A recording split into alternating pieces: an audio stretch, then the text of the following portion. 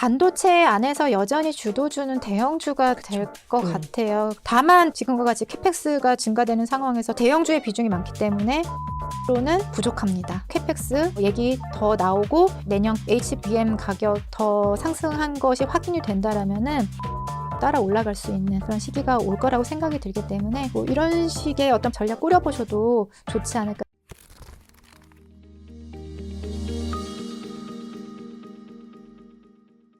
네, 오늘 신한자산운용 소울 ETF의 박수민 실장님 모셨습니다. 안녕하세요. 네, 안녕하세요. 아니, 시장이 변동성이 이제 하루하루 이제 이 정도면은 이 사이드카 기준을 바꿔야 되는 게 아닌가 싶을 정도로. 그러니까요. 아무래도 대형주가 크게 움직이다 보니까는 시장 전반적으로 변동성이 진짜 커진 것 같습니다. 맞아요. 네. 특히 이제 반도체 ETF 들고 계시는 분들도 지금 좀 고점 대비 많이 내려와 있는 상태니 쫙 가라앉은 그런 지금 상황인데 네네. 이럴 때일수록 우리가 또 본질 가치에 또 집중해서 반도체에 네. 대해서 공부를 해야 될 때가 아닌가 싶어요. 네. 또 신한운용이 좀 특별히 반도체 라인업이 굉장히 촘촘하게 갖춰져 있잖아요. 맞습니다. 특히 국내 반도체 관련해서는 밸류체인을 어느 하나 겹치는 거 없이 잘 구분이 되어 있습니다. 그렇기 때문에 투자자분들의 비율에 따라서 굉장히 효용성이 높은 ETF를 많이 갖고 있거든요. 그래서 오늘 이 자리를 빌어서 저희 소울 ETF의 국내 반도체 라인업 설명드릴 수 있어서 너무 좋습니다. 네, 저도 오늘 열심히 배워보겠습니다. 네. 저희 오늘 구독자 이벤트도 항상 있어요. 오늘은 이제 반도체 전반적인 얘기를 하니까 네. 이 반도체 투자에 대한 이제 구독자분들의 아이디어, 뭐 지금 팔아야 될 때다, 이거는 지금 사야 될 때다, 뭐 아니면은 좀 다양한 반도체 ETF 중에 난 이걸 좀 좋게 본다. 네. 어떤 아이디어라도 좋으니 이제 구독자분들의 의견을 남겨주시면 저희가 10분 추첨을 해서 이제 커피 쿠폰도 보내드릴 테니까 오늘 좀 딥 다이브해서 반도체에 대해서 알아보도록 하겠습니다. 네. 일단 올해는 좀 반도체 섹터에서도 좀 굵직굵직한 이벤트들이 많았잖아요. 이제 그런 맞습니다. 것들만 좀 쭉 정리를 해보면 좋을 것 같아요. 네, 지금 뭐 이제 상반기가 지나가고 글로벌 시장도 그렇긴 하지만 국내 증시는 정말 반도체를 빼놓고는 설명할 수가 없는 것 같아요. 그렇죠. 수급적인 측면에서 반도체가 쉬는 그런 날에도 다른 쪽으로 수급이 유의미하게 이동한다 이런 모습을 포착하기는 쉽지 않았기 때문에 맞아요. 정말 국내 증시는 이꼴 반도체였다 이렇게 말씀드릴 수 있을 것 같은데 한 5가지 정도로 2026년 상반기 반도체 투자의 빅 이슈를 좀 정리를 해와 봤습니다. 오, 네. 5가지. 그래서 첫 번째는 범용 메모리의 이제 셀러스 마켓으로 전환인데요. 그만큼 이제 공급자 우위 시장이 됐다. 그리고 우리가 메모리 반도체 하면은 HBM만 생각을 했었었는데 이제는 뭐 범용 D램이라든지 낸드라든지 ESSD라든지 메모리 반도체의 모든 그 라인업이 굉장히 공급자 우위 시대가 됐다 이렇게 말씀을 드릴 수 있을 것 같습니다. 네. 그리고 두 번째로는 캐펙스의 조기 집행. 캐펙스라는 단어가 이만큼 흔한 단어였을까요? 굉장히 그렇죠. 예, 제가 생각했을 때는 우리가 조금 어렵게 전문적인 지식이 있는 애널리스트 분들만 이 캐펙스 얘기를 하셨던 것 같은데 반도체 투자 덕분인지 캐펙스라는 단어가 국내 증시에서 굉장히 익숙한 단어가 그렇죠. 돼버린 것 같아요. 전 국민이 다 알죠. 네, 자본 지출이 특히나 이제 반도체 쪽에서는 조기 집행이 되면서 반도체 산업의 장기 사이클에 대한 신뢰가 형성이 됐다 이렇게 볼 수 있을 것 같습니다. 네. 세 번째로는 LTA 이 부분도 굉장히 많이 들으셨을 그렇죠. 텐데 반도체 쪽에서 장기 공급 계약이 확대가 됐다라는 부분인데 결국에는 이 LTA 때문에 삼성전자라든지 SK하이닉스가 마음 편하게 캐펙스를 집행을 할 수 있는 것 같아요. 그렇죠. 네, 그렇기 때문에 이제 우리가 사이클 산업이고 이렇게 공급을 많이 늘렸을 때 수요가 죽으면은 가동률이 떨어져서 기업들의 수익성이 악화되는 것이 아니야 이런 우려들이 좀 불식이 되면서 수익 곡선이 안정화되고 캐펙스에 대한 리스크가 완화된다는 측면에서 이 LTA라는 부분이 굉장히 화두가 됐었습니다. 그리고 네 번째로는 SK하이닉스의 이제 역사적인 나스닥 ADR 상장인데요. 네. 물론 이제 상장하고 나서 상장날은 굉장히 많이 오르고 사실 본주도 따라 오를 줄 알았는데 본주는 따라 오르지 않고 괴리는 계속 벌어지고 변동성이 커지고 그래서 우려가 있으실 텐데 조금 장기적인 시각을 가져야 되지 않나 그런 생각이 들어요. 우리가 삼성전자, SK하이닉스 국내 증시에 상장되어 있기 때문에 글로벌 다른 메모리 반도체 업체 대비해서 밸류에이션이 할인되었던 부분이 좀 깨진 어떤 신호탄과 같은 이벤트가 아니었나 그런 생각을 하고 있고요. 그리고 5번째입니다. 저희가 이렇게 ETF 상품 구성을 하고 여러 종목들을 공부를 해보지만 올해만큼 기존에 우리가 반도체 기업이라고 생각했던 기업들 이외에 다른 기업들이 보이기 시작했던 것 같아요. 그러니까 AI 반도체가 부각이 되고 반도체 쪽에서도 기술력이 많이 혁신이 나타나고 그러면서 과거에 우리가 전기전자 기업이라고 생각을 했던 기업들의 기술력이 이제 반도체 시장에서 빛을 발하기 시작을 그렇죠. 한 거죠. 예를 들어 이제 MLCC라든지 기판이라든지 예를 든다라면은 삼성전기와 같은 우리가 기존에 그냥 전기전자 부품 그렇죠. 기업 스마트폰 안에 작은 부품을 네. 만드는 그 정도의 취급을 받던 이제 맞아요. 회사들이. 그런 기업이 이제는 반도체에 없으면 안 될 정말 관계를 공고히 해야 될 파트너로 성장을 한 것 같습니다. 그래서 이런 부분들이 앞으로도 계속 좋은 기업들이 나타나지 않을까 그런 희망이 있었던 2026년 상반기가 아닌가 그런 생각이 들고요. 네. 좀 하나하나 중요하게 짚고 넘어갈 부분이 있다라면 조금 말씀을 드리고 싶은데 네네. 첫 번째는 이제 범용 메모리의 셀러스 마켓으로의 전환입니다. 우리가 HBM에서 DRAM 그리고 낸드까지 메모리의 반도체의 어떤 계층이 굉장히 확대되는 그런 구간에 있는데 과거의 PC나 스마트폰 시대에는 단순히 약간 보조적인 역할만 했었던 메모리 반도체가 이제는 그 성능의 상한선을 결정해버리는 가장 주도적인 역할을 하는 그런 역할까지 올라간 것 같아요. 반도체 기업들이 HBM에 굉장히 많은 공을 들이다 보니 캐파 측면에서 HBM은 웨이퍼도 많이 들어가고 아직은 높은 기술력이기 때문에 수율도 떨어지고 그렇기 때문에 더 많은 웨이퍼 투입을 해야 되는데 그러다 보니 DRAM에 대해서 조금 소홀하게 맞아요. 되고 낸드에 대해서 조금 소홀하게 되고 그쵸. 근데 갑자기 AI 시대에 메모리에 다른 내가 옆에다 두고 메모리를 그때그때 꺼내서 쓸 수 있는 그런 메모리 칩에 대한 니즈도 커지면서 DRAM이나 낸드에 대한 갑자기 수요가 기하급수적으로 맞아요. 늘어난 거죠. 아무도 상상을 못했지만. 맞습니다. 네. 그래서 생산자 입장에서는 대응을 하지 못하니 가격이 천정부지로 뛰어오르고 우리가 삼성전자나 SK하이닉스 그 실적을 보면은 HBM보다 더 맞아요. 좋은 마진을 나타내고 네. 있다고 하더라고요. 그만큼 메모리가 굉장히 이제 계층화되고 세분화되면서 모든 영역에서 니즈가 확대되고 있구나 그런 생각이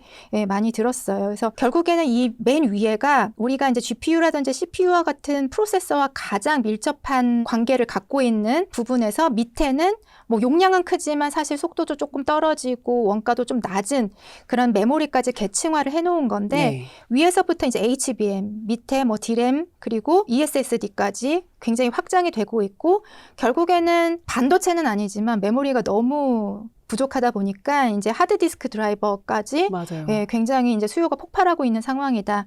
우리가 이러한 어떤 계층 구조를 잘 머릿속에 기억해두고 이 영역에 속하는 기업들에게도 이제 2026년 하반기에는 관심을 좀 더 기울여야 되지 않을까 그런 생각을 하고 있습니다. 반도체가 처음에는 이제 AI 막 붐일 때 학습할 때는 이제 네. HBM이 중요했지만 이제 그게 추론의 시대로 넘어가고 또 이제 에이전트 시대로 넘어가고 하면서 점점 더 범용 메모리의 중요성이 커지고 있으니까 네. 이쪽에 또 실적이 엄청나게 뛰고 있고 맞습니다. 가격도 계속 높아지는 그런 추세더라고요. 그래서 이거 맞습니다. 언제 꺾일지가 또 우리의 관심사긴 한데 이렇게 이제 반도체를 빼놓고는 설명할 수 없는 이제 국내 시장인데 네. ETF 시장은 좀 어땠어요? 이제 반도체 테마 외의 주도주가 사실은 보이지 않은 이제 상반기였기도 하고 네. 또 전략적인 측면에서도 뭐 반도체 ETF만 갖고 운영하시는 것도 아니니까. 맞아요.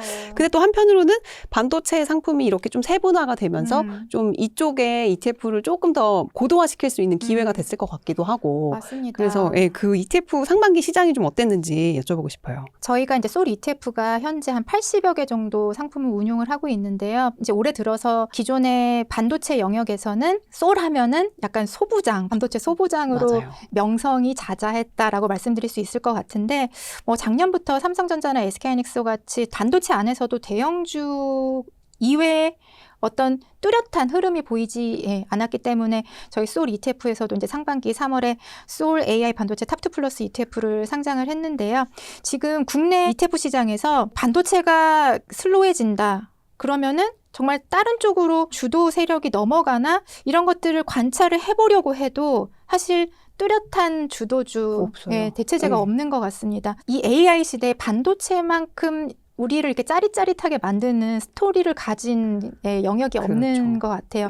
저희 솔 ETF 하면은 사실 많이 기억하시는 게 조선 탑3 플러스 맞아요. ETF라든지 조선을 보더라도 실적 너무 좋아요. 물론 이제 캐나다 잠수함에서 우선 협상 대상자로 선정이 안 되면서 약간의 실망감은 있기는 합니다만 오히려 기회를 삼아서 글로벌 레퍼런스를 쌓았다라는 긍정적인 포인트도 잡을 수는 있거든요. 네. 그럼에도 불구하고 조선 쪽으로 자금이 안 들어오죠, 수급이. 네. 이동하는 모습은 보이지가 않습니다. 그만큼 국내 증시는 현재 반도체로 설명이 되고 있다라고 말씀을 드릴 수 있을 것 같고 그만큼 국내 ETF 시장에 국내 반도체 기반으로 ETF가 굉장히 다양화가 되어 있는데요. 카테고리를 나눠 본다라면은 크게 4가지로 볼 수 있을 것 같아요. 네. 대형주 전략의 ETF냐, 2번째, 소부장 전략의 ETF냐, 3번째, 이제는 뭐 퇴직연금에서 우리가 안전자산에서도 주식의 노출도를 끌어올리고자 하는 투자자분들이 많기 때문에 반도체 기반의 채권 혼합 ETF도 그렇죠. 계속 상장이 되고 있고요. 그리고 4번째로는 ETF의 하나의 축으로 형성이 됐죠. 월배당. 그 안에서도 커버드콜 전략이 반도체를 기반으로 많이 상품화가 되고 있다. 이렇게 말씀을 드릴 수 있겠습니다.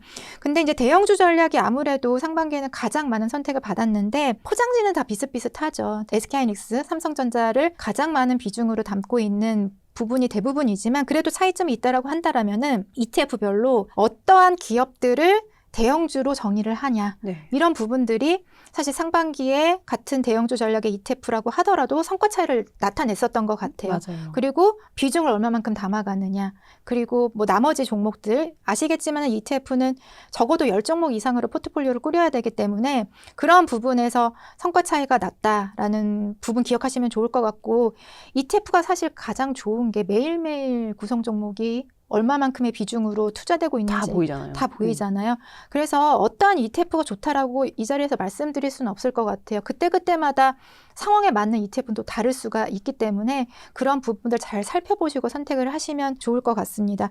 그리고 소부장 ETF인데요. 소부장 ETF는 저희가 이제 소울 ETF가 2023년도에 반도체 하면은 당연히 삼성전자랑 SK하이닉스 들어가는 게 정석인데 우리가 이 2 종목에 너무 집중되어서 나머지 좋은 종목을 혹시 놓치고 있는 것은 아닐까? 네. 같은 바구니에 이들을 모아놓으면 당연히 시가총액이 2 기업이 워낙 크기 때문에 나머지 종목들의 어떤 성과를 ETF에 온전히 반영하기는 쉽지 않았던 상황이었어요. 그리고 그때 당시만 하더라도 AI 시대의 초입이었고 그렇죠. 그리고 이제 GPU, 엔비디아 GPU가 각광을 받으면서 메모리 쪽에서는 HBM이 떠오르고 사실 HBM의 꽃은 후공정 쪽이었어요. 어떻게 하면 이 칩을 잘 적층을 하고 잘 연결할 수 있을까? 그 부분에 이제 기술력이 집약이 된 게 후공정 쪽이었기 때문에 이제 소부장 관련된 ETF들이 23년 이후에 많이 나왔던 것 같습니다. 네. 근데 지금 화면에서 보시다시피 그래도 소부장 영역의 ETF들이 꽤나 많이 다양화가 되어 있어요. 그래서 저희 소울 AI 반도체 소부장 이외에도 장비에만 집중하는 뭐 코덱스 AI 반도체 핵심 장비라든지 이런 ETF도 있고 저희 소울 ETF에서는 이 소부장을 또 세분화한 전략을 2024년도에 상장을 했습니다. 그렇죠. 전공정, 후공정으로 맞습니다. 나눴죠. 근데 그때 당시만 해도 저희가 뭐 전문가라고 하고 공부도 하고 뭐 상품 전략을 꾸리지만 사실 투자자분들과의 이런 상호 간의 커뮤니케이션이 굉장히 중요한 것 같아요. 네. 저희도 이제 투자자분들 많이 만나 뵙고 막 우리 상품에 대해서 어떻게 생각하시는지 직접 듣기도 하면서 그때 한 분이 이제 왜 물어보시더라고요. 반도체 소부장 ETF가 성과가 너무 좋은데 내가 생각했을 때는 후공정이 좋아서 성과가 좋았던 것 같다. 다시 반도체에 본격적인 사이클이 온다라면은 전공정 쪽도 굉장히 빛을 발할 수 있을 것 같은데 소부장 안에는 이미 후공정 기업이 많이 들어가 있어서 이것을 다 담아낼 수 있을까요? 라고 질문을 하시더라고요. 그래서 이게 공정마다 부각을 받는 그 타임라인이 좀 다르구나. 이거를 세분화해 놓는다라면은 뭔가 반도체 시장에서 좀 이렇게 민첩하게 움직이고 싶어 하시는 투자자분들에게는 유용하게 활용될 수 있겠구나. 그런 생각이 들어서 이제 2024년도에 전공정과 이제 후공정 ETF를 상장을 하게 됐죠. 근데 상장하고 나서는 계속 이제 AI 시대의 후공정만 부각이 됐습니다. 근데 올해부터는 조금 흐름이 다른 것 맞아요. 같아요. 그죠? 올해도 공장 증설한다고 하고 맞습니다. 막 이런 계획이 나오니까 다시 이제 전공정 쪽으로 많이들 맞습니다. 장비주 쪽 많이 오르고 하더라고요. 맞습니다. 그렇게 된 게 사실 이제 올해 초 시작했을 때부터인데 그때 디램이라든지 디램 범용 메모리가 이렇게 ASP가 올라갔다고? 이렇게 잘 팔린다고? 가동률이 올라가겠네? 기존의 전공정 쪽에서의 장비나 소재 부품들이 굉장히 좀 니즈가 많아지겠네? 그러면서 후공정과 전공정의 밸류에이션 갭도 많이 벌어져 있었거든요. 그래서 밸류에이션 갭을 축소하는데 포커스가 됐다가 이제는 캐펙스 때문에 더 탄력을 받은 그렇죠. 것 같아요. 그래서 사실 이게 참 우리가 반도체 투자하면서 캐펙스가 굉장히 일반적인 용어가 됐듯이 반도체 안에서도 전공정과 후공정이라는 단어가 너무 쉽게 투자자분들의 입에 딱 달라붙는 그렇죠. 단어가 된 만큼 이렇게 반도체 투자 전략이 굉장히 세분화돼 있구나. 우리가 삼성전자, SK하이닉스 때문에 투자에 관심을 갖고 열광을 하고 지금 실망도 하고 마음이 왔다 갔다 하지만 이럴 때일수록 조금 시각을 넓혀서 그래 AI 시대의 반도체가 그래도 확실하게 돈을 벌고 있는 영역이다 보니 좀 더 딥하게 공부를 해봐야겠다. 대형주뿐만 아니라 다른 쪽에도 눈을 돌려봐야겠다. 그런 시기가 바로 지금이지 않을까 그런 생각이 듭니다. 사실 좋은 상품은 뒤늦게 투자자분들의 선택을 받는구나 그런 생각이 들면서 이런 상품을 그래도 미리 깔아놔서 다행이다. 그런 생각을 하고 있고요. 물론 지금 뭐 시장이 너무 변동성이 크기 때문에 전공정도 그 기간 동안에 많이 올랐기 때문에 많은 조정을 받기는 했습니다. 근데 그 안에서도 이제는 실적에 주목해야 될 때인 것 같아요. 우리가 뭐 과거에 지금 AI 시대를 뭐 닷컴 버블이랑 많이 비교를 하긴 하지만 그래도 다른 부분은 숫자가 찍히는 기업들이 많다. 좋은 기업들을 선별할 수 있는 그래도 우리가 환경에 노출이 되어 있다라는 부분을 좀 기억하면서 좋은 기업들 잘 모아놓은 ETF 선택하시고 또 혹시 개별 종목 투자하시는 분들은 너무 막 그런 어떤 뉴스나 이런 거에 휘둘리지 마시고 실적이나 이런 것들 조금 더 꼼꼼히 체크해보는 그런 시간으로 지금을 좀 맞이하시면 좋지 않을까 생각이 듭니다. 그렇죠. 근데 또 반도체 이제 처음 투자하시는 분들은 워낙에 이제 삼전닉스의 비중이 크다 보니까 이거 그냥 개별 종목으로 삼전닉스 들고 있으면 되지. 굳이 반도체를 왜 ETF로 투자를 해야 되냐 이렇게 또 여쭤보실 수도 있어요. 그러니까 근데 또 반도체 ETF를 보더라도 삼전닉스는 이제 한 50% 비중을 담고 나머지가 어떻게 되느냐에 따라서 또 이제 수익률이 다 갈리니까 반도체 투자를 ETF에 하는 거의 장점이라고 하면 뭐가 있을까요? 사실 이런 것 같아요. 지금 사실 ETF를 하는 이유는 개별 종목을 내가 잘 선택할 수 있는 그런 시대는 아닌 것 같다. 특히 이 기술의 혁신이 일어나는 반도체 산업 안에서는 그게 대형주에서도 워킹을 하는 것 같아요. 이제 투자자분들이 삼성전자 살까, SK하이닉스 살까 그렇게 고민을 많이 하시지만 사실 이거는 양자택일의 문제가 아니라 둘 다 가져가야 되는 양손잡이 전략을 펼쳐야 되는 게 바로 반도체에 둘 다 사야 돼요. 둘 다 사야 되는 것 같아요. 그러니까 이게 같은 뭐 대형주라고 보일 수 있지만 뜯어본다라면은 두 기업은 그래도 차이가 있습니다. 삼성전자는 HBM과 같은 메모리 반도체를 만드는 기업이긴 합니다만 TSMC와 같이 파운드리 사업도 하고 있고요. 그리고 가전이랑 모바일 사업 부문도 있습니다. 그렇죠. 그렇기 때문에 다른 사업에도 주가가 영향을 받을 수 있는 그런 비즈니스 그 포트폴리오를 가지고 있는 기업이고 이에 반해 SK하이닉스는 정말 HBM 그리고 뭐 메모리 이쪽에 굉장히 집중이 되어 있는 순수 메모리 반도체 플레이어라고 볼 수 있죠. 그래서 최근과 같이 뭐 이제 메모리 쪽에 각광을 받을 때는 당연히 SK하이닉스가 상승 기울기나 이런 것들이 돋보였겠지만 모릅니다. 삼성전자가 이제 파운드리 쪽에서도 이제 점차 흑자를 낼 수 있는 그런 쪽으로 굉장히 강화가 되고 있고 그렇기 때문에 이거를 어떤 것을 선택할까 문제가 아니라 다 같이 가져가야 되는 그런 시대라고 보고 있고요. 그렇기 때문에 이제 ETF로서 그걸 좀 극대화할 수 있는 그런 전략이 굉장히 유용하고 특히나 소부장 쪽에서는 개별 종목 내 가지고 내가 정말 성공할 거야. 이거는 제가 생각했을 때는 로또와 같은 일이라고 생각이 들어요. 쉽지 않아요. 쉽지 않아요. 그 저희 반도체 소부장 그리고 전공지 ETF가 그래도 이렇게 조금 개별 종목보다 위험을 줄이면서 리니어하게 그 우상향 곡선을 그릴 수 있는 이유는 예를 들어 전공적 ETF가 오늘 막 2%가 오르고 있어요. 근데 그 안에 종목을 보면은 5개 종목은 오르고 있는데 뭐 5개 종목은 빠지고 있고 그러니까 그 안에서 내가 만약에 잘못 픽하면은 사실 성과를 보장받을 수 있진 않잖아요. 근데 이거를 잘 모아놨기 때문에 그래도 얘가 조금 안 좋으면 얘가 조금 보완해주고 뭐 얘가 또 다시 안 좋으면 얘가 보완해주고 이런 식의 어떤 포트폴리오 효과를 나타낼 수 있는 게 ETF이기 때문에 소부장 영역에서는 사실 ETF가 굉장히 좀 유용할 수 있다라는 생각이 들고요. 그리고 지금 반도체 기술은 빛의 속도로 변화하고 있습니다. 언제 어느 기술력에 각광받을 줄 몰라요. 갑자기 유리기판이 이야기가 나올 수도 있고 CPU 광통신 쪽에서 반도체가 또 갑자기 뭐 얘기가 나올 수도 있고 굉장히 그 기술의 트렌드가 그때그때 바뀌기 때문에 사실 개별 종목 픽하는 성공할 수 있는 그런 확률보다는 ETF를 통해서 이 시장의 어떤 전반적인 흐름을 따라가는 것이 굉장히 효율적이지 않을까 그런 생각이 듭니다. 그래서 뭐 반도체 투자 종목으로도 하지만 내 모든 자금을 어떤 개별 종목에 한다기보다는 ETF도 좀 적당히 좀 섞으면서 투자를 함께 하시는 것이 좀 좋지 않을까 그런 생각이 맞아요. 들어요. 네. 시장의 이제 트렌드가 정말 급변하는 상황에서는 네. 진짜 내가 아주 잘 안다고 확신을 해도 그거 하나 딱 맞추기가 정말 쉽지 않아요. 워렌 버핏도 그랬잖아요. 네. 이제 잘 알면 집중 투자를 하지만 네. 잘 모르면 바구니로 가져가는 게 그 시장의 흐름을 따라갈 수 있으니까. 맞습니다. 그래서 ETF 투자가 소부장 쪽은 확실히 더 저 같은 일반 투자자들은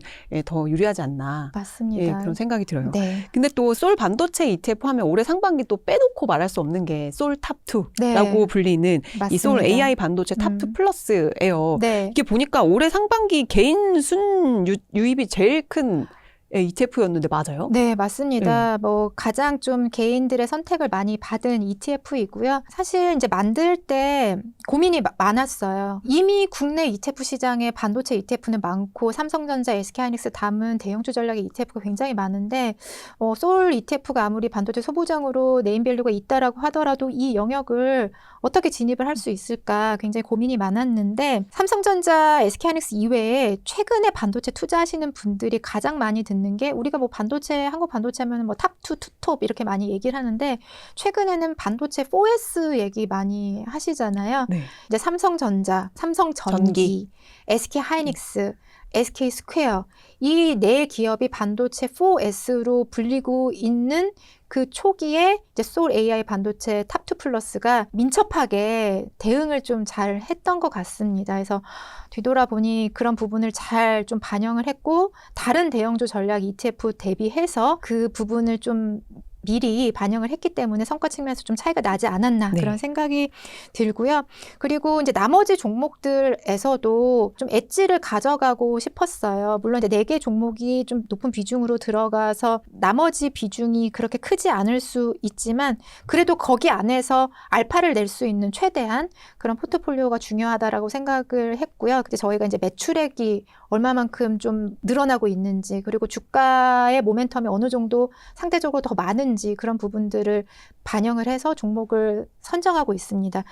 다들 아시겠지만 ETF는 패시브 ETF라고 하더라도 지수가 멈춰 있는 게 아니죠. 그렇죠. 예, 잦으면 이제 분기마다 정기 변경을 통해서 종목도 조금 점검하고 좀 교체도 하고 비중도 조절하고 그런 과정들이 있는데 저희가 이제 솔 AI 반도체 탑2 플러스 같은 경우에는 3월에 상장하고 이제 최근에 7월에도 한번 정기 변경을 했어요. 그때 저희가 당연히 대형주는 아직도 모멘텀이 있는 이 4S를 유지를 하되 나머지 종목에 있어서는 앞에서 이제 말씀드렸던 지금 현재 국내 반도체 트렌드, 캐페스의 증가, 속도도 빨라지고 규모도 커지고 그런 부분들을 좀 반영을 해가지고 전공정 장비 쪽을 많이 좀 반영을 했다. 리밸런싱을 했구나. 네, 맞습니다. 그래서 전공정 쪽에서 뭐 증착이라든지 식각이라든지 이런 쪽에 장비에 대한 수요가 높아지고 있는 부분을 좀 반영을 해서 관련된 기업들, 뭐 원익 IPS라든지 테스라든지 VM이라든지 PSK 같은 전공정 기업 그리고 이제 기판도 계속 좋은 흐름 보이고 있잖아요. 그래서 뭐 대덕전자라든지 이런 기업들을 추가를 하면서 최대한 분기마다 대형주 전략 ETF지만 반도체 시장의 어떤 기술 트렌드를 적극적으로 반영하고자 노력을 하고 있다. 이렇게 정리할 수 있겠습니다. 와, 이게 3월에 상장이 됐는데 네. 지금 순자산이 5조가 넘어서 거의 6조 가까이 최근 좀 빠진 게 이 정도더라고요. 네, 맞습니다. 그래서 뭐 혹자들은 이게 반도체 ETF의 1세대와 2세대가 나뉜다. 2세대의 시작이 뭐 이거다. 뭐 이런 얘기들도 하더라고요. 네. 아니 뭐 투자자분들한테 너무 감사드리고 근데 성과가 아무래도 신뢰를 좀 쌓지 않았나 그렇죠. 해서 앞으로도 그러니까 ETF는 그런 것 같아요. 잘 낳기도 해야 되지만 그렇죠. 이 육아도 잘해야 그렇죠. 되거든요. 애기 키우는 거랑 똑같죠. 맞아요. 그래서 정성스럽게 쳐다보고 어쨌든 모범적으로 잘 나아갈 수 있도록 저희가 이제 정기 변경이라는 과정을 통해서 지금 반도체 시장의 흐름과 너무 동떨어지지 않고 잘 따라갈 수 있는 그런 포트폴리오를 잘 꾸려 나가도록 하겠습니다. 그래서 그런 부분들 뭐 저희가 이제 숨기고 하는 건 아니잖아요. 항상 공개되기 때문에 PDF에서. 매일매일. 네, 그래서 보시고 의견 주시면 좋아요. 댓글로 뭐, 남겨주세요. 네, 뭐 이런 종목들은 이거 별로예요. 빼주세요. 네, 근데 저희는 그런 목소리에 귀를 다 기울이거든요. 맞아요. 그게 투자자분들이 시장을 보는 뷰고 그게 집단 지성이라고 생각을 합니다. 한 분이 얘기하시는 게 아니라 여러분들이 말씀하시면 아 이게 우리가 놓쳤던 부분이구나. 오히려 거기서 배움을 얻고 많이 개선하려고 노력을 하기 때문에 많이 질타해 주시고 얘기해 주시면 더 잘 운용해 나가도록 하겠습니다. 맞아요. 월배당 ETF도 국내에서 제일 최초로 네. 상장을 한 운용사 하우스가 솔이에요. 그래서 맞죠. 예. 맞습니다. 진짜 열심히 하고 계시는 네. 이제 매니저분들 많다는 네. 점 또 강조를 해드리겠고, 네. 그러면 이제 반도체 공급 측면에서 보면 지금까지는 메모리 반도체가 이제 대장주의 역할을 했다면 네. 사실 이제 점점 증설 얘기가 이제 많이 나오고 뭐 네. 호남에 반도체 공장도 짓겠다고 하고 하니까 이 소부장 쪽으로 더 향후에는 더 이제 상승 가능성이 이쪽이 업사이드가 더 많다 이런 전망도 나오잖아요. 맞아요. 그래서 이제 전공정, 뭐 후공정, 소부장 이렇게 여러 가지 이제 라인업이 있으니 네. 어떤 식으로 좀 각각 접근을 하면 좋을지 그 부분도 짚어주시면 좋을 것 같아요. 네, 소울 AI 반도체 소부장 ETF 같은 경우에는 소부장 영역에 약간 브로드 인덱스라고 생각하시면 좋을 것 같아요. 우리가 국내 시장에 투자를 할 때, 난 모르겠고, 어떤 섹터가 잘 나갈지 모르겠고, 그냥 한국이 좋을 것 같아 라고 생각하시는 분들은 이제 코스피 200 선택하셔서 하시잖아요. 그만큼 나는 어떤 기업들이 어떤 공정들이 잘 나가는지 잘 모르겠지만 이쪽이 그래도 다시 대형주와의 어떤 갭을 축소할 것 같아 라고 하시는 분들이 선택하면 좋을 ETF 20개 종목을 꼽습니다. 그만큼 최근에는 이제 ETF 하면은 굉장히 압축 포트폴리오에 익숙하셔가지고 뭐 10종목 이외에는 근데 ETF 투자자분들이 이제 ETF만 공부하는 게 아니라 그 안에 있는 종목까지 다 공부를 하세요. 그래서 투자자분들 만나면은 30종목 너무 많지 않아요? 이거 다 보기가 쉽지 않아요. 네. 그러니까 그런 의견이 있을 정도로 이제 압축 포트폴리오에 익숙하신데 반도체 소부장 ETF 같은 경우에는 아무래도 이 섹터의 브로드 인덱스를 조금 지향하고 있기 때문에 그래도 이제 전공정, 후공정 그리고 나중에는 뭐 이제 팹리스라든지 뭐 디자인 하우스라든지 이런 쪽까지 조금 커버할 수 있는 브로드 인덱스 ETF이기 때문에 그냥 전반에 투자하시고 싶은 그런 투자자분들에게 굉장히 적합한 ETF라고 볼 수 있을 것 같고요. 네. 그리고 이제 반도체 전공정 ETF와 후공정 ETF는 각각 10종목씩 투자를 합니다. 이제 전공정 ETF 같은 경우에는 아시겠지만은 전공정이 이제 웨이퍼 위에 빛과 여러 가지 화학 물질들을 투입해가지고 그 미세한 반도체 회로를 그리는 공정이잖아요. 그래서 지금과 같이 실질적으로 막 칩이 많이 나와야 되는 시기에 가장 투자가 많이 진행되는 그런 영역이에요. 그래서 아무래도 이제 캐펙스가 증가되고 그리고 가동률이 올라가는 지금과 같은 시점에 가장 각광을 받을 수 있는 ETF다라고 말씀드릴 수 있을 것 같고 이제 후공정 같은 경우에는 AI 시대에 여전히 헤게모니를 쥐고 있는 그런 영역입니다. 그래서 새로운 어떤 기술에 대해서 얘기가 나오면은 전공정보다 부각을 받을 수 있는데 뭐 아시겠지만은 이제 HBM 단에서 조금 더 기술력이 좀 개선이 되는 이야기가 나온다. 그리고 최근에는 다양한 칩들이 있잖아요. 우리가 GPU도 있고 HBM도 있고 통신칩도 있고 근데 이거를 하나의 칩에 모든 기능을 넣는 게 아니라 얘네들은 이제 기판 위에다가 레고 블록처럼 쌓는 칩넷 구조가 많은데 이런 부분의 생산을 담당을 하는 게 이제 후공정 쪽이에요. 그래서 이런 칩넷 쪽에서의 어떤 기술 혁신이 나타난다라고 하면 후공정 한번 더 쳐다봐야 될 것 같고 그리고 이제 기판도 사실 후공정 쪽으로 보고 있어요. 우리가 앞에서 말씀드린 것처럼 다양한 칩을 하나의 기판에 레고 블록처럼 쌓다 보니까 이 기판이 휘어지는 현상들이 이제 많이 발생을 하는 거죠. 그래서 이 휘어짐을 방지를 하고 그렇다면은 아예 기판을 아예 성질이 다른 물질로 해볼까? 유리로 해볼까? 그러니까 유리 기판과 같이 새로운 기술이 부각이 되고 그럴 때는 또 이제 후공정적인 각광을 받을 수 있기 때문에 AI 시대의 기술의 혁신, 그런 기술력의 어떤 발표 그런 것들이 있을 때 후공정 쪽이 또 각광을 받을 수 있기 때문에 그럴 때 활용해 보시면 좋지 않을까 그런 생각이 듭니다. 정리해보면 소부장은 반도체 소부장주들의 20개 기업을 담아서 좀 브로드하게 다 두루두루 가져가는 거라면 거기에서 조금 더 세분화된 게 전공정, 후공정 각각 10개씩 이렇게 맞습니다. 이해를 하면 될까요? 맞습니다. 근데 이제 이 전공정과 후공정을 합한 게 완벽하게 반도체 소부장은 그건 아니고요. 그럼 겹치는 종목들이 겹치는 있죠. 종목들은 꽤 많지만은 그래도 약간 AI 반도체 소부장은 조금 더 전공정, 후공정 이외의 것들까지 조금 커버하고자 하는 좀 시각이 좀 더 넓은 전략이라고 보시면 좋을 것 같습니다. 그래서 뭐 최근에 이제 한국 하면은 삼성전자나 SK하이닉스와 같은 IDM 기업도 있고 소재 부품 장비 만드는 기업들도 있지만은 이제는 또 뭐 설계 쪽에서도 좋은 기술력을 갖고 있는 기업들이 네. 하나씩 나타나고 있기 때문에 그러한 기업들까지 커버할 수 있는 전략이 이제 반도체 소부장 ETF다라고 말씀드릴 수 있을 것 같고요. 사실 종목은 뭐 제가 반도체 애널리스트 분들보다 전문가는 아니기 때문에 네. 참고를 해보시면 좋을 것 같아요. 우리가 이제 투자자분들이 활용하시는 HTS, MTS에서 당연히 보실 수가 있고, 그리고 솔 ETF 뭐 홈페이지에 오셔도 보실 수가 있고, 그리고 저희가 결국에는 투자자분들에게 좋은 투자 아이디어를 전달 드리고 싶어서 그래도 그렇죠. 컨텐츠 같은 네. 거 많이 생산하고 있거든요. 그래서 가끔 심심하실 때 솔 ETF 블로그 한번 블로그도 있어요? 네, 놀러 오시면은 네. 그때 아이디를 얻으실 네. 수 있는 반도체뿐만 아니라 지금은 막 AI 시대에 정말 막 혁신 기술 막 이런 데 막 심장이 두근두근거리고 그렇지만 사실 일반적인 우리 일상에서도 굉장히 좋은 한국 기업들이 많습니다. 우리의 포트폴리오를 좀 쏠림을 좀 완화하는 맞아요. 워낙에 계기로. 상반기에 반도체만 가는 시장이었어서 그쵸. 포트를 반도체로 몰아넣으신 분들이 많으시거든요. 맞습니다. 근데 이제 조금 이렇게 뭔가 와이드닝 할 필요는 있다는 맞습니다. 생각이 들어요. 그런 아이디어는 그럼 블로그에 가장 먼저 올리시는 건가요? 그렇죠. 근데 네. 이제 저희가 운용하고 있는 ETF 위주로 말씀드리는데 네. 저희가 그래도 이제 80개 정도나 되기 때문에 사실상 모든 약간 산업을 다 좀 아우르고 있기는 해요. 그래서 소울이 이렇게 생각을 하는구나. 나도 좀 동일하는데 근데 한번 ETF 볼까? 근데 종목이 별로네. 네.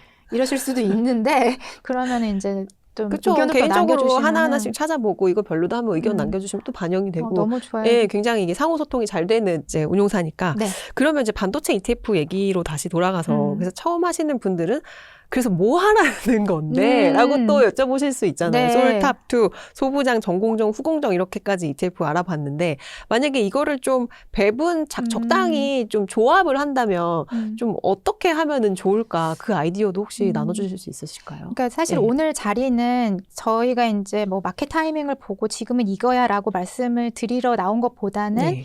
이러이러한 그 반도체 관련한 전략들이 있으니 이런 시기가 왔을 때 굉장히 유용할 것 같습니다라는 그런 소개의 자리를 삼는 거긴 한데요. 저희가 생각했을 때는 반도체 안에서 여전히 주도주는 대형주가 될 것 같아요. 그리고 뭐 삼성전자가 2분기 실적 역대급 실적을 냈지만 그 숫자에 대한 기대감이 너무 높았기 때문인지 작년을 좀 복기를 해보면은 9월 달부터 반도체 기업 그 주가가 좋았습니다. 그 이유는 지금 7월, 8월 이제 생산업체들이 고객사들과 내년 물량에 대한 그 가격 협상 테이블에 앉아 있는 상황이에요. 그러면 이제 9월부터 이제 결과가 HBM 가격이 2027년부터는 이렇게 인상이 되는구나, 실적이 이렇게 반영이 되는구나, 그런 부분들을 이제 확인할 수 있는 시기가 올 거거든요. 아시겠지만은 HBM 같은 경우에는 계약 조건이 디램 같은 경우에는 이제 2, 3개월에 한 번씩 현재 그 스팟 프라이스를 조금 반영을 해서 가격을 책정할 수 있지만은 HBM은 약간 연간 단위의 픽스된 그 가격이기 때문에 이 부분이 수요 대비해서 많이 반영이 지금 현재는 안 돼 있는 상황이거든요. 그런 것들을 잘 반영해가지고 2027년 공급가액이 얼마만큼 정해지는지 그 부분이 긍정적으로 확인이 된다라면은 대형주 위주로 다시 반등할 가능성이 많다라고 생각이 들고요. 그래서 이제 솔 AI 반도체 탑2 플러스에 대해서는 여전히 만약에 반도체 투자를 하시는 분들이라면 좀 많은 비중으로 담아가심이 맞고, 다만 대형주의 비중이 많기 때문에 지금과 같이 캐펙스가 증가되는 상황에서 전공정 기업들도 이제는 점차적으로 실적으로 증명이 될 텐데 반도체 탑2 플러스로는 부족합니다. 아무래도 대형주 위주의 성과가 많이 반영이 되기 때문에. 그렇다면은 저는 이제 반도체 전공정 ETF를 좀 활용해 보시면 좋을 것 같아요. 최근에 주가 움직임 만약에 면밀히 관찰하셨던 분들이라면 캐펙스 얘기 나올 때마다 전공정과 후공정의 성과 차이가 극명하게 나타났습니다. 완전 갈렸죠. 네. 그렇기 때문에 다시 한번 또 캐펙스 얘기 더 나오고 HBM 가격 내년 거 더 상승한 것이 확인이 된다라면은 전공정도 따라 올라갈 수 있는 그런 시기가 올 거라고 생각이 들기 때문에 반도체 투자하실 분들은 참고하셔서. 네, 대형주 전략, AI 반도체 탑2 플러스 이제 전공정 ETF까지 좀 세트로 전략 꾸려보셔도 좋지 않을까 생각이 듭니다. 네. 아유, 마지막 조언까지 네. 감사드립니다. 오늘 이렇게 저희 이제 솔 ETF 수민 실장님 모시고 네. 또 이제 반도체 ETF에 대해 다양한 이야기 나눠봤는데 지금까지 들으셨던 분들 솔 ETF에서 이거 빼라. 그런 말 너무 좋아요.